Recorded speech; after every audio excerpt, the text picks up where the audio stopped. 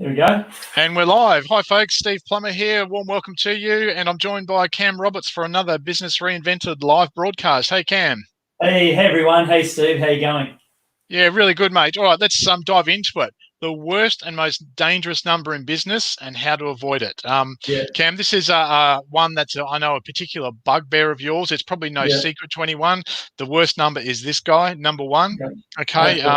One market, one supplier, one media. That's one of what everything is a really dangerous number. That's probably not new to anyone, but you've got an interesting twist on it, Cam, based on some data in the last week or so that's come across involving one of the social channels. So I'm going to throw this one to you. What's this about one's been a dangerous number in social media? Yeah, look, absolutely, Steve. The thing is this, I've been chatting to some people for a while now on direct messages on LinkedIn and so forth. And, I've been telling them for a while that LinkedIn will go the way of Facebook. And what I mean by that is when Facebook first started and you had your own Facebook page, you could post whatever you want on that page. If you had 1,000 people like your page, literally 950 people seen your posts. But I even knew what was going to happen then. I thought they're going to turn this into an ad platform. You could see it coming as a market. I just knew they were going to monetize it. And so I've been saying to the LinkedIn folks, hey, the same thing's going to happen. You better get good at running paid ads on LinkedIn. No, it won't happen. They said, Cam, won't happen. LinkedIn's different, right? And sure enough, Steve, over the last week, what we've seen on LinkedIn is engagements and reach dive by up to 50%, half across influencers and so forth. And, they're getting on LinkedIn and they're telling their story and they're trying to put pods together and they're scrambling. And I thought that would be a great message for today, Steve. As you said, the most dangerous number in business is one. Building your business just on LinkedIn is dangerous because LinkedIn will change the algorithm, will change the platform. Building your business just on Instagram is dangerous because what will happen is Instagram will change the rules. Building your business on Facebook, again, very dangerous to have that one media, Steve, or even one customer, that you build your business on. Or one market segment. Cam, just two quick comments on that. Number one, people have been saying for a little while now that LinkedIn is 5 or 10 years, depending on who it was, behind what Facebook was. Not as in that it's less than, but just that it is behind in terms of its maturity as a platform. And so, what happened to Facebook? What you're saying has now happened to LinkedIn. And you mentioned how influencers who use mostly LinkedIn, it's dangerous, and how therefore by extension, it's dangerous to just be an influencer on one particular market. I would put a caveat on that, saying that it's really dangerous if you don't understand marketing, because if you don't understand marketing and what makes people buy and what causes people to respond, then you just learn the LinkedIn or the Facebook or whatever it might be. That is really dangerous, right? But if you get marketing, you should then be able to move to other channels and apply what you know to those different channels and the different media. So really good point. Number one in business, unless you do get marketing, which is good marketing is good marketing is good marketing, as we've said, you can be in a bit of strife. What else can you tell us, Cam, about the changes on LinkedIn? Oh, look, I think what we're seeing is that video views are down, but what is holding ground is PDF uploads. So there's 3 types of posts on LinkedIn, Steve. One is a video. You can upload a video on LinkedIn. Has to be under 10 minutes. Another one is a written post. So you can write something in under something like 1,200 characters. And another one is a document post where you can upload a document. Usually that's a PDF. And so what we're seeing is the PDFs are still getting good traction because no one uses them. Okay, so that's a really good tip for people. If you're still wanting to get some traction on LinkedIn, it's not too late to jump in. It's not too late to get on the platform. And I encourage people to get off. It hasn't closed down, right? It hasn't closed down. You're still going to get some great content out there. You're going to still get in the B2B market space. You're still going to get connections and all of that great stuff that LinkedIn offers. But just be aware that, I'm predicting that it will go like Facebook. You will see, it's just my prediction, you will see in time the opportunity to boost your post on LinkedIn. I just feel like it's coming.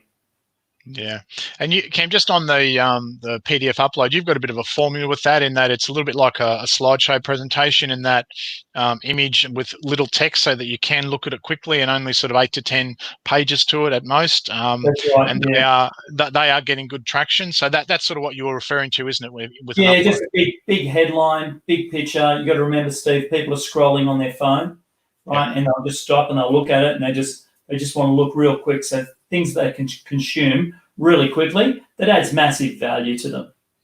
That said, I mean, things like a white paper in certain markets still work really Yeah. well, Yeah. and reports and things like that. But Yeah. what you're talking about is just that specific media of a document upload, which is different to a white paper, which is what, 1,200 words, 3,000 Yeah. words, 5,000 words, that goes into a lot of detail. Yeah, something that can consume quickly, that could lead to the white paper, could lead to your funnel, Yeah.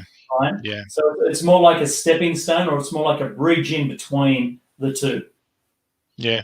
All right. So if one's a really bad number, Cam, what can people who maybe rely on, let's just say LinkedIn, or let's just say Facebook, or Insta, if you have got that one media, what's something you can do to avoid getting caught if it does go the way of, of Facebook, I guess? Yeah, look, I just think you've got to be smart with your marketing, Steve, and you've got to be on multiple media.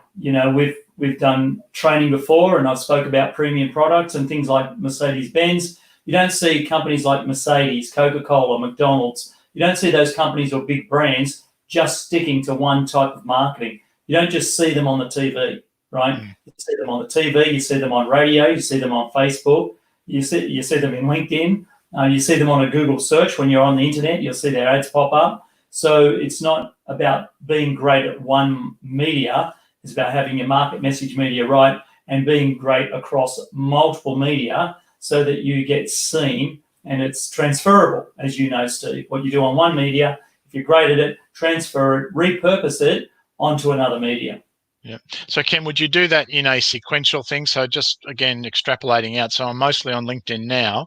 Should I then go at the same time to Insta and Facebook and try and work them out at the same time, or should I just go to Facebook, or should I just go to Insta, or whatever? What's your advice for broadening that media scope? So my advice would be, get great at one platform, one at a time, right? But don't stay on that one platform. So if you're going to do email marketing, get great at email marketing really, really quickly. And if it's going to take a long time, get some coaching and mentoring off people that can show you a faster way to do it, and then move on and do the same and repurpose your emails over to Facebook. Create a Facebook article, then repurpose that over to LinkedIn and create a LinkedIn document, right? We could do a video like this, Steve, and repurpose it across different platforms as well. But, as always, I'm a great believer in coaching and mentoring, and that would be my advice to people. If you want a faster way to do things, whether it's in marketing, it's business, or sales, get some coaching, get some mentoring. You just can't beat that fast track. Yeah, you certainly leverage off people's experience and what they've learned over that time as well. And again, we Cam mentioned a few things there. That there's also direct mail, there's SMS marketing. There are lots of different things that you can do and you can test and get good at and roll out big against your market. And it all does get back to where does your market hang out? And how can you reach them in the most cost-effective way and the most responsive, effective way as well? So, number one, most dangerous number in business.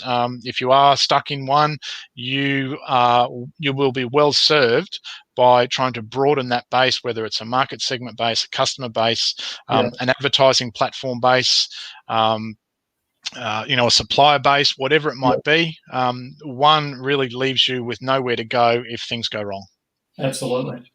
All right. Well, that's a wrap for today's Business Reinvented broadcast, Steve. But if folks are watching this and they want to learn more about their marketing, they want help with their business, Steve and I have got a great program we've put together called Business Reinvented Mastery. And it's a very affordable way of working with two masterminds of marketing and business, such as Steve and myself. And if you want to know more about that, go to businessreinvented.com.au, fill out one of the forms there, and we'll have a three-way chat about your business and see if we're a good fit. All right, fantastic. Thanks for that, Cam. And thanks, folks. Great to see you again. This is Steve Plummer on behalf of Cam Roberts on another Business Reinvented live business broadcast. See you next time. Cheers. Bye.